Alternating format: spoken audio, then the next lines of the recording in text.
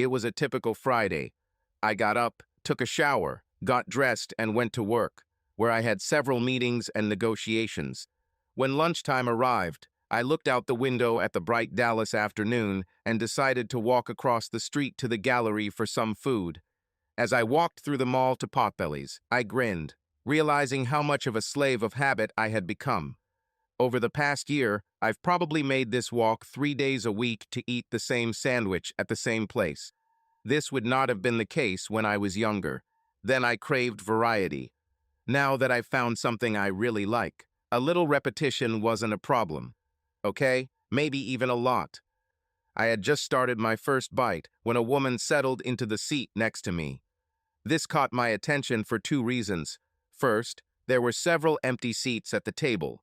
Secondly, I specifically chose this place because when I sit, the next seat is very close. This usually means I can enjoy my lunch without distractions. This closeness apparently did not bother this woman, so I began to grab a Coca-Cola and chips. As I did this, she said, "You don't have to move anything for me, John." I turned to get a better look and saw a woman about 170 centimeters tall, weighing about 54 kilograms, with olive skin, shoulder-length light brown hair, and full, soft lips. But it was her light brown eyes that caught my attention, not because of their color, but because they seemed so sad. Looking into those eyes, I asked, "Do I know you?" She smiled softly and shook her head. "No, we've never met before, and frankly, I wish we hadn't met now." What do you say to a beautiful woman you've never met, who deliberately sits next to you and obviously knows you, and then says she wishes you two hadn't met? I had no idea, so I just stared at her silently. She extended her hand. "Sorry for my rudeness. My name is Stella Holmes." We shook hands formally, and she continued, "I won't take up much of your time, but I need to talk to you about an issue that concerns both of us." Turning away from Stella, I involuntarily looked around, hoping to see friends laughing at their own joke, but I didn't notice anyone. Turning to her again, I said, "Stella, I don't know you, so I can't imagine what you might need from me. Maybe it's better if I just leave." As I began to put the half-eaten food back into the paper bag, I felt it lightly touch my hand. "Please, John, give me 10 minutes, and then I'll leave you alone." I should have ignored this stranger and walked away. Damn, looking back, I should have turned and ran as fast as I could, but I didn't. Instead, I stopped fiddling with my food and turned towards her. "Okay, you have 10 minutes, and for dramatic effect, I pressed the timer on my watch." She looked at me, paused long enough to take a deep breath, and with a sad smile said slowly, "John, my husband has been seeing another woman behind my back for 6 months, and that woman is your wife, Sue." The words came to me clearly, but I didn't believe them and told her this. "Stella, I'm very sorry that your husband is cheating on you, but you confused me with someone else. My wife loves me and I love her. We've been married almost 15 years, and I'd bet my life that I'm the only man she's ever known." Stella's eyes became sadder with every word I said. She took a thick brown envelope out of her purse without looking and placed it in front of me, saying, "I'm really sorry, I really am. I know this is hard for you to accept, but I assure you that the other woman is your Sue." Stomped the envelope with her index finger. She said that inside were photographs, a DVD, and a private investigator's report. As I reached for the envelope, she put her hand on my arm. "Please, John, don't watch this until I'm gone, and my advice is don't watch any of this until you've been alone for a few hours. It will take a little time to review the materials, but it will take a lot more to recycle." At this point, I was half angry, half confused, and half scared, so I said a little louder than necessary, "Lady, what the hell is this, and what do you want from me?" I saw her blink at my tone, but she didn't look away. "John, I already told you. Your wife is cheating on me with my husband. What do I want from you?" "Yes, Stella, what the hell do you want from me?" "John, I don't really want anything from you other than forgiveness." I'm confused again. "Stella, if your story is not complete nonsense, Why should I forgive you?" As she began to stand up, she said, "I have given you all the information you need so that you can draw your own conclusions about who needs your forgiveness. But I'll tell you what I wanted from this meeting. First of all, I wanted to tell you this news personally. I owed you that. Secondly, I want your wife out of Justin's life and mine." As she stood up to leave, she leaned towards me and whispered, "I really believe that Sue loves you, so please try to respond to this in a way that you can live with and don't just react to the pain." This was the hardest thing for me, but I hope this will change everything. When she started to walk away, I grabbed her hand. "What are you going to do about your cheating husband?" She gave me a very cold smile and said firmly, "I'm going to run into him on Sunday. After that, he will have a week to convince me that he will never cheat on me again, and we will move out of town by the end of the month. Otherwise, I will leave him without his reputation, his money, or his manhood." When I heard the emotions in her words, I realized that her husband is really in big trouble. While I was trying to decide whether to follow her, she disappeared into the crowd. Turning to the envelope, I began to pick it up when Stella's voice popped into my head, and I realized that I would wait for privacy. At work, I couldn't open the envelope, so I spent the longest day of my life, moving from meeting to meeting, mechanically performing my duties. Neither my thoughts nor my heart were in business. Finally, my last meeting ended, and I headed home. Arriving home at 6:30 p.m., I put my briefcase down and went into the bedroom, where I saw Sue watching TV. When she saw me, she jumped up, hugged me tightly, and kissed me on the lips. This is how she greeted me every day since we got married. Looking at me, she smiled and said, "You're early today. What happened?" "Well, the weatherman said the weather was going to be nice for the weekend, so I thought we could head out to the lake early tomorrow. We could go fishing, and then I'd lay down a new tile in the hallway." She playfully replied, "Ah, that sounds fun, but I can't do it tomorrow."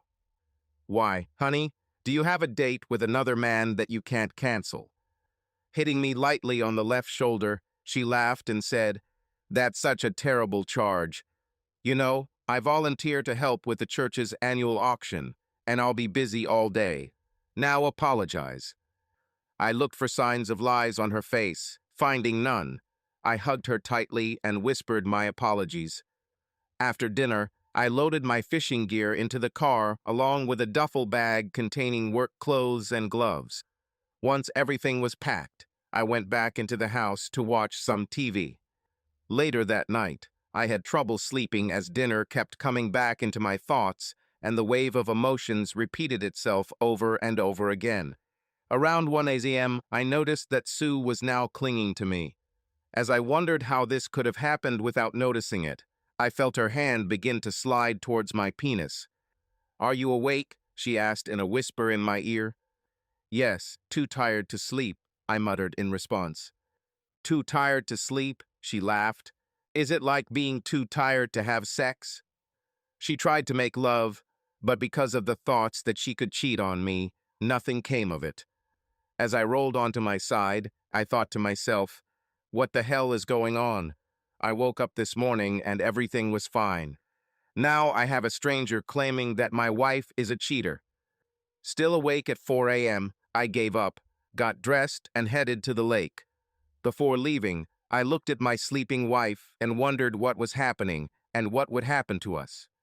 After a couple of hours of driving, interrupted only by a stop at a gas station and a visit to the McDonald's drive-through window, I arrived at the lake house. Some of my earliest memories are from this house. If you believe the stories, my grandfather designed this house himself and built it with his own hands. My father told me it took 20 years. Even now, years after my parents died, I still expect them to greet me at the door with a smile and a hug. And every time it doesn't happen, I feel a little disappointed. Driving through the gate and up the dirt road, I saw a house that was modest by today's standards. The house, in addition to the obligatory living room and kitchen, had 3 bedrooms, 2 bathrooms, a game room, and a wraparound porch. But what made this house special was its location on 320 acres near a lake. As I drove up, I saw how soon the sun would appear over the hills, and at that moment my grandfather's house looked like my own personal Shangri-La. After quickly unloading the car, I grabbed a carton of orange juice from the refrigerator, opened the screen door, and walked over to the white rocking chair. I decided that no matter what happened later, I would officially start the day by watching the sun rise. Remembering that morning, the sun painted a breathtaking picture, bringing the hills and water to life with its arrival. I got lost in its quiet beauty. The next thing I remember was waking up with a half-empty carton of warm orange juice on the porch and the sun already high in the sky. After a few minutes of quiet grumbling, I decided it was for the best, since I probably needed some rest to do what I came to do. With that thought in mind, I took a liter bottle of water from the chest and an envelope, which I threw on the dressing table. I brought them both to the dining room table, where I sipped water while pondering the envelope. To hell with it, I grabbed the damned envelope and pulled out a second envelope with a 2-page letter attached to the top. John, I don't know what will be said when I give this to you, so sorry if I repeat myself. My name is Stella Holmes, and my husband Justin Holmes has been dating your wife Susan for the past 6 months. In the second envelope, you will find an edited copy of my private investigator's report, photographs, and an edited DVD. I have divided this material so that you can think before you act. I realize it may be too late, but after this letter, take time to really think about how much you love Sue and what your love has meant to you over the years.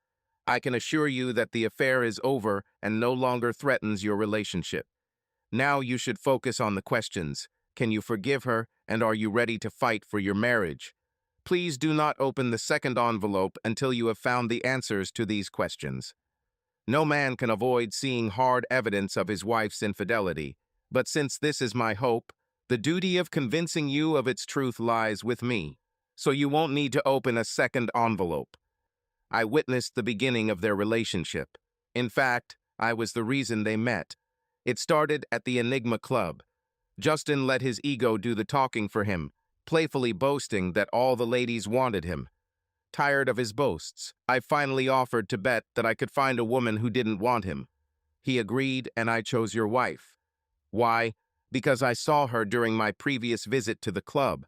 She wore her wedding ring proudly, came and went with her friends, and although many men asked her to dance, she never accepted. I was sure that she would cool his ardor. Having made a bet and chosen a target, I went to another part of the club and waited for my humiliated husband to find me. 2 hours later, I found him sitting alone with his wife. I introduced myself, and after the initial awkward moment, everyone relaxed. The turning point came 30 minutes later when my husband suggested Sue try an illegal substance. Within minutes of her initial refusal, Justin convinced her to give it a try. At that moment, realizing that Justin would win the bet, I also took the pill. I won't go into all the details. Butsu actually went home with us that night. Maybe it was the mixing of alcohol and illicit substances, and maybe just the realization that we were all being so obscene. Whatever it was, it turned out to be a very intense experience.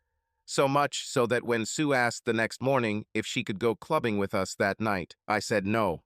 But if she drove home quickly, packed, and came straight back, she could spend the day. She only left for an hour and stayed with us until Thursday afternoon. She needed to leave in time to prepare for your return the next day. When she left that afternoon, I was very happy. Justin and I just shared a wonderful, sensual week, and we shared a one-time experience with a very special woman. A woman who eagerly awaited the return of the one man she loved most. You, John. 2 months later, I found a pair of dirty panties that weren't mine. After not receiving a satisfactory explanation from Justin, I hired a private investigator. 2 weeks later, they confirmed his betrayal, and I asked them to collect as much evidence as possible. A few weeks later, looking through their initial photos, I was startled to see that the other woman was Sue. It didn't make sense to me. I knew Justin was capable of cheating, but from the way she spoke, I was sure Sue was deeply in love with you. So I asked the detectives to find out what they could about her. Where does she live? Where does he work? Is she after the money? Did her husband recognize her? Does he know what's going on? Have they separated? It took several months, but detectives were finally able to answer all but one of these questions. I still don't know why she did it. According to the report, whenever you went on a business trip for a week or longer, Sue saw Justin every day, always stopping the day before you returned. Some of these meetings lasted 30 minutes or less, but some lasted all day, and some lasted day and night. Given my early involvement in this situation, you would probably think that I would have agreed with this. Trust me, I don't. I loved that first week. It was wonderful for me as a woman and as a wife. But it was an experience we gave each other and shared with your Susan. What they have done since then has not included me, and therefore I find it unacceptable. Despite my anger at Justin, I realize that I still love him very much. He hurt me greatly, but I believe we will get through this as husband and wife. I'll run into him on Sunday, but I'm sure he'll choose to stay with me. The choice will be difficult for him, as I will demand my revenge, and it will include a lot of pain and a lot of humiliation. But it will be no more than what he made me experience. I have 4 reasons for writing this letter and providing you with evidence in the second envelope. The first is to let you know about the situation, because if I were you, I would want to know. The second is to provide you with all the necessary evidence if you decide to leave your wife. The third is to ask you to carefully consider whether your marriage is worth fighting for before you make any decisions. These goals have now been achieved. John, be very careful what you decide to do next. Make sure it's really what you want. My fourth reason behind all this is to ask for your forgiveness. I realize that my participation is inexcusable. I have no excuses. I know that what I did was wrong, and I accept that the pain and humiliation I face daily are a direct result of my own actions. You, on the other hand, are the innocent victim of our joint decisions. For this, I sincerely apologize and ask for your forgiveness. That's all I wanted to say. I don't know where you'll go from here, but my detectives have reported that you are a good and decent person. I trust you to make the right choice. Stella Holmes. After finishing reading Stella's letter, I stood up and took out a can of beer from the refrigerator, opened it, and drank it in 2 gulps. Not only was it refreshing, but it also gave me something to focus on as my thoughts started racing in different directions. Can I trust Stella? What woman would come up with such a thing? She must have the wrong Sue. Damn, Sue would never go to bed with those two. Years ago, when I shared my fantasy about the same thing, she freaked out, saying she would never share me and would never sleep with a woman because it was disgusting. So strong was her reaction that I never brought up the topic again. Damn, this is not right. Stella's detectives made a mistake with her husband. This is the only possible answer. Ironically, I had to take Stella's words at face value. I had to spend the afternoon thinking about my life with Sue and the future I wanted for us. Instead, I did exactly what she asked me not to do. I grabbed a bottle of Jack Daniels from the bar, took the second envelope, walked over to the couch and opened it. I should have listened to Stella. Inside was a thick private investigator's report detailing people, places, times, and sightings. That is, who did what and how much they liked it. But I didn't read it to the end. Instead, my attention was drawn to the 8x10 photos that fell into my hands. Each one was carefully dated and time-stamped. Each could be described as a high-definition image. And each, absolutely each of them, showed my wife. Although in the picture the images depicted different dates and times, they all had several common characteristics. In none of the photographs could I see the man's face, but in each photograph I could see the wedding ring I had placed on Susan's finger. Seeing all these images broke my heart, but it was another common quality that brought me down. You see, in every photograph, the expression on my wife's face was one of pure and unadulterated joy. She was delighted. After that, I drank a little, but not as much as you might think. After a while, when all the photographs were laid out on the floor in front of me, I turned on the DVD. Watching this was truly disappointing. For the most part, the video wasn't as detailed or clear as the images. Besides, the shock value was no longer there. Yes, the video showed this bitch cheating in every possible way, but everything I felt watching it was empty. After a long time, I put everything back into the envelope and put it back on the dresser. Then I climbed onto the bed and started crying. I cried uncontrollably for a long time. At some point, a memory came to me of the last time I lay in that bed and felt terrible. I was a freshman and felt like crap because my girlfriend left me for a junior with a driver's license and an old car.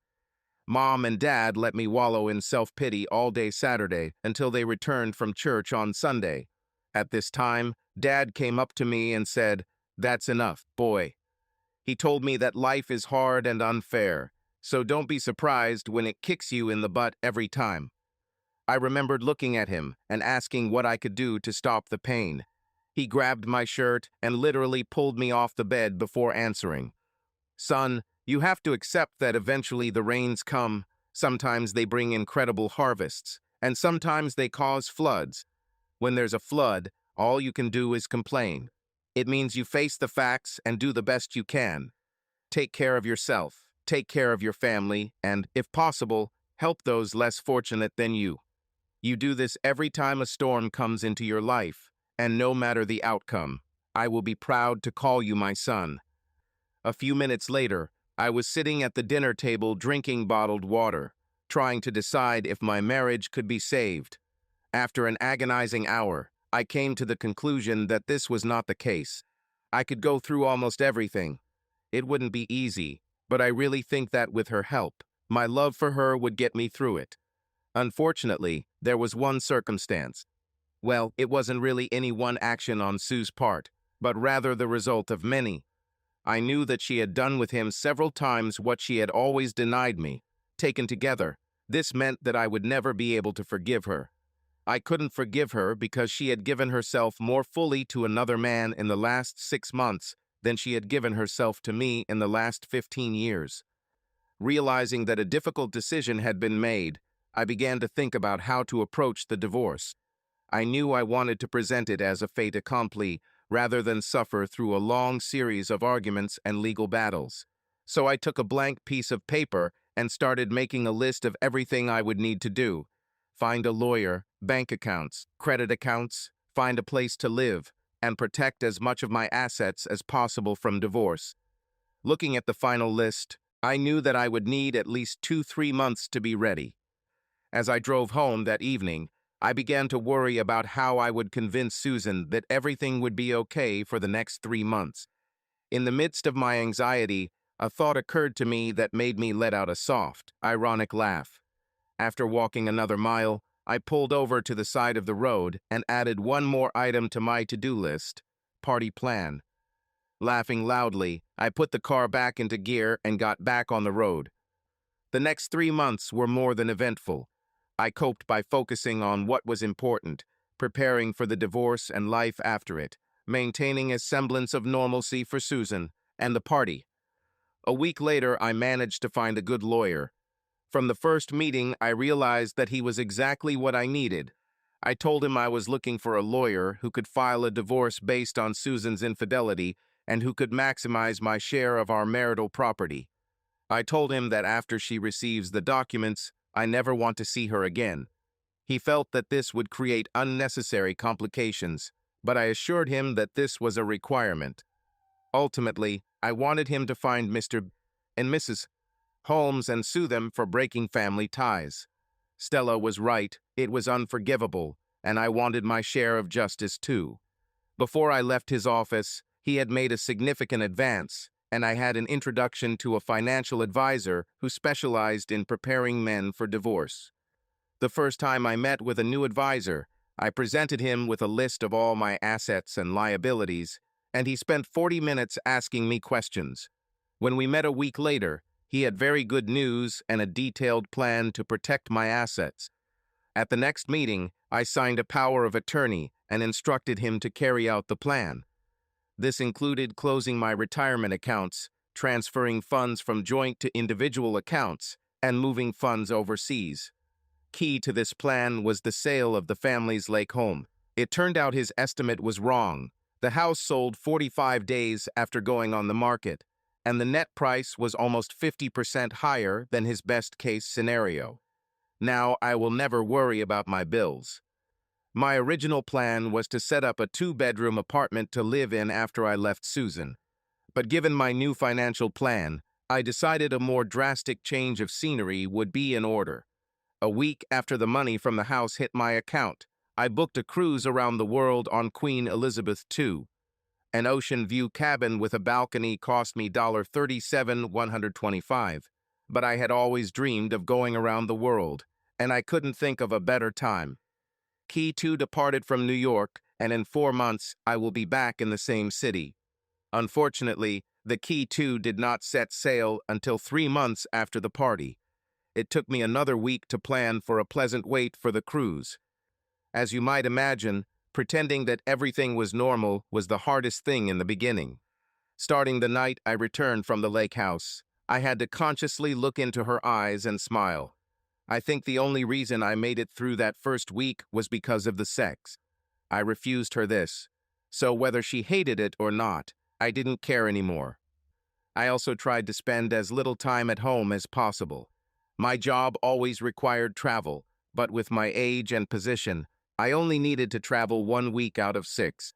However, over the next 3 months, I was on the road 3 out of 4 weeks and even started staying on weekends, something I hadn't done in a decade. When Susan asked why business travel was increasing so much, I told her that two had retired, and until we hired and trained replacements, I would be collecting a lot of bonus travel miles.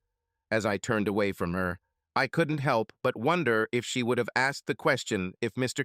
Holmes was still available. Over the course of 3 months, there were many nights when I was at home. Since I stopped trying to initiate sex with her after the first month, she took the initiative. But I couldn't do it.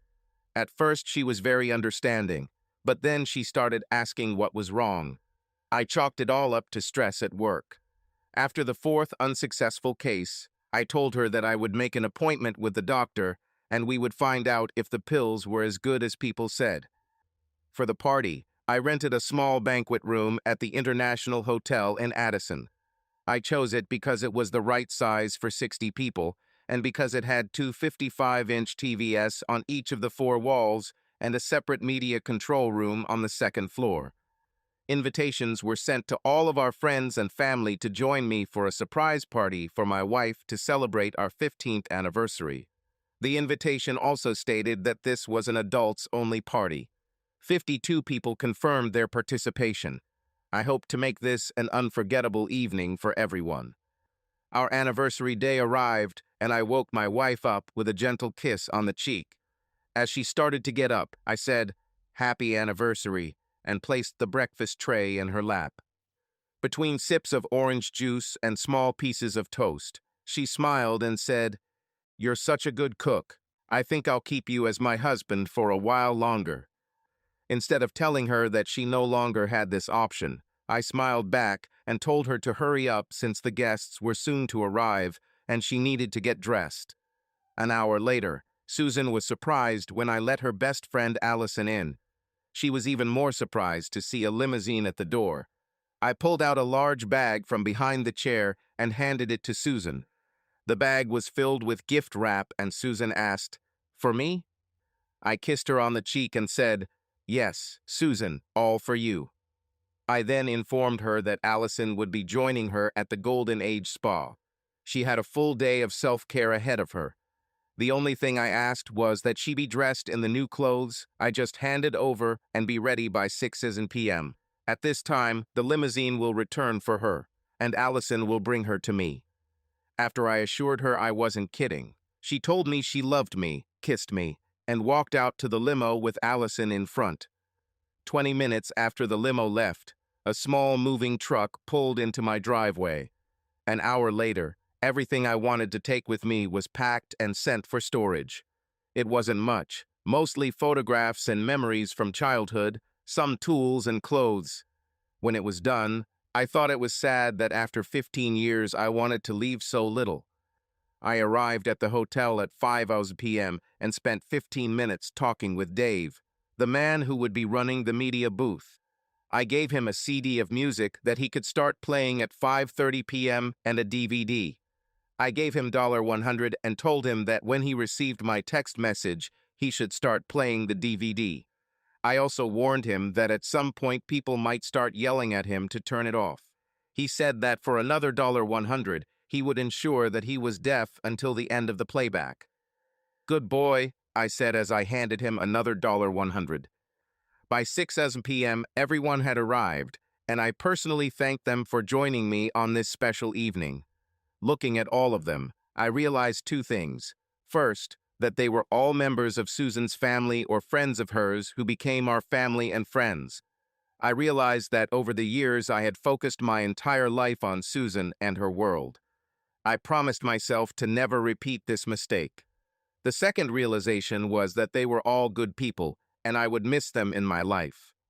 As befits her 15th anniversary, Sue wore a very short black dress studded with hundreds of Swarovski crystals, which glinted in the light and accentuated her plunging cleavage, highlighting her 36C breasts.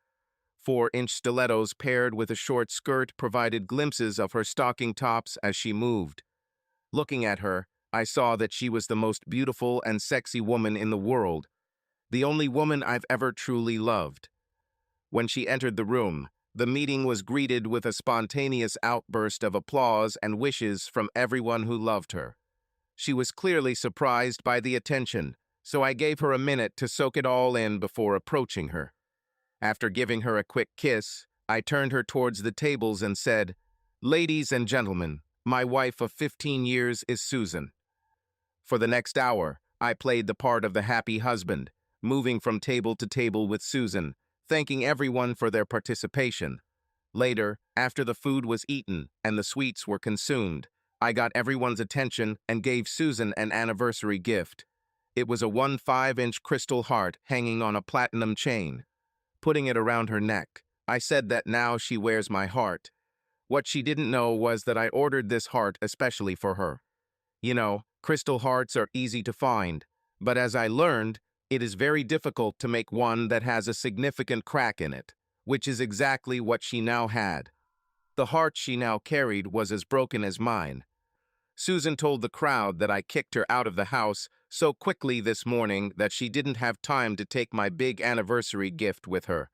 As she handed me a plain white envelope with the hotel logo on it, she told the crowd that it didn't mean she came to the party without a gift. As everyone watched, I pulled out a handwritten note from the envelope. "My dear John, you filled this day with wonderful surprises, so I hope my gift will be just as amazing for you. My anniversary gift is something I have always denied you. Tonight, when we return home, I will gladly give it to you. Love, Sue." After reading the note, I felt my face turn red. Everyone noticed and laughed, realizing that my wife had just given me a very naughty gift. Susan even laughed at my reaction. What they didn't realize was that I was blushing not from embarrassment, but from anger. Here she is, on our anniversary, offering me a gift that she no longer values. What she offered me was a second-hand gift that someone else had already used until he got tired of it. I supported the misconceptions of others and, smiling, pretended to carefully fold the note and put it in a safe place. Everyone also appreciated this, as it caused a new burst of laughter and exclamations. When my watch showed 20:40, Susan was sitting at a table in the main part of the room, chatting happily with 3 of her friends, while I paid respects to her aunt and uncle, who were sitting very close to the exit. At 8:45 p.m., I left the ballroom and exited through the back entrance of the hotel. I sat in the back seat of the limousine and turned on the laptop that was waiting for me. Once connected to the hotel Wi-Fi, I sent Dave a text message instructing him to start playing the DVD. Sitting in the limousine, I watched as the video camera in the media control room beamed images onto my screen in real time. My only goal at this party was to show this video. After all the time and money spent organizing this event, I was determined to see its impact. It began with an empty champagne glass, a single clink sounding from it as a silver knife lightly tapped its sides. "Attention, please. I request your attention for a moment." My voice boomed through the room's sound system. After a brief pause, my voice continued. I had to leave the room for a moment, but that's okay, because I left my virtual self here to provide this dedication to my beautiful wife, Susan. I watched as everyone sat down and stared at the nearby screen. As you all know, 15 years ago today, Susan took me as her husband, and I took her as my wife. At that time, I thought I was the happiest person in the world. I suspect you still see me like that. As my voice continued to sound, images of the first 14 years of our marriage appeared and merged on the screens. For the first 14 years, Susan helped me become a better man and a better husband. Together, we learned what makes each other sad and what we can do to make each other laugh. For better and for worse, for richer and poorer, for sickness and in health, Susan was there for me, to the exclusion of all others. She was my perfect complement, my partner, my best friend, and my lover. Besides her love, she gave me many gifts during those first 14 years, but there were two that I always valued the most. As I continued to speak, the screens showed corresponding images. The first of these gifts was my wedding ring. Since she stood at the altar and placed it on my finger, I have worn it proudly every day. I confess to you that with all the travel required by my job, there have been many lonely nights, and more than once I was offered the comfort of a temporary companion. But I always refused, not because my needs were less than those of other men, but because this ring was a constant reminder that everything I needed was waiting for me at home, when I'll come back. The second most memorable gift was a Mont Blanc pen.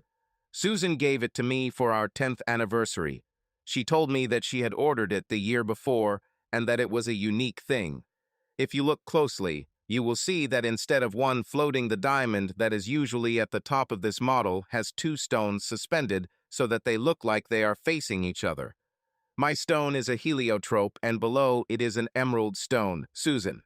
I loved this pen from the first one. I loved it for its uniqueness, but most of all for the love that went into its design and making. Over the past 5 years, I can honestly say that every time I used this pen, I thought of the woman who gave it to me, and how much it means to me. Again, a champagne glass appeared on the screens. This time it was being filled. My fingers grabbed the stem and began to lift it out of sight while my voice continued to sound through the speakers. Join me in a toast to my wife, Susan, who showed me what love can be. The screens showed how the empty glass was lowered back onto the table. I've just shared with you my special memories of the first 14 years of my marriage to Susan. But today is our 15th anniversary, and I have to tell you that this year has been the most amazing year ever. Susan has given me 2 more this year. Gifts that I will never forget, and I would like to share them with you now. The first was the gift of surprise and amazement. The second gift she gave me this year was this one. An ancient Viking helmet appeared on the screen. You see, this year my loving wife gave me horns to wear. As you all can see, they were big and heavy. At this point, I saw the older men in the crowd suddenly become more interested, although most still did not understand what was going on. After much thought, I decided that these horns are too heavy for me. So, everyone in the ballroom watched as the horns were filed down one by one on the monitors. Finally, only the mutilated helmet remained on the screens. Everyone here has been a good friend to Susan and I. We have all shared many happy moments over the years.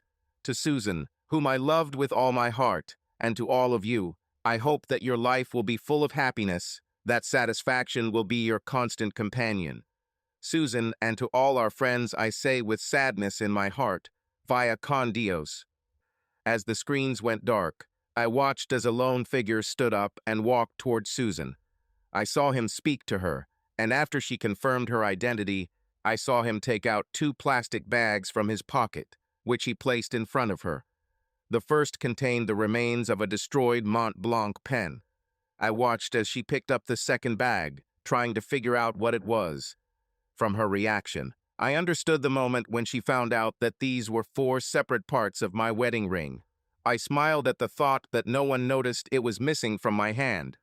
Finally, the man took an envelope from his pocket and told her that she had officially received the divorce papers. As I continued to watch him quickly walk towards the exit, Susan followed him, shouting after him as the monitors came back on.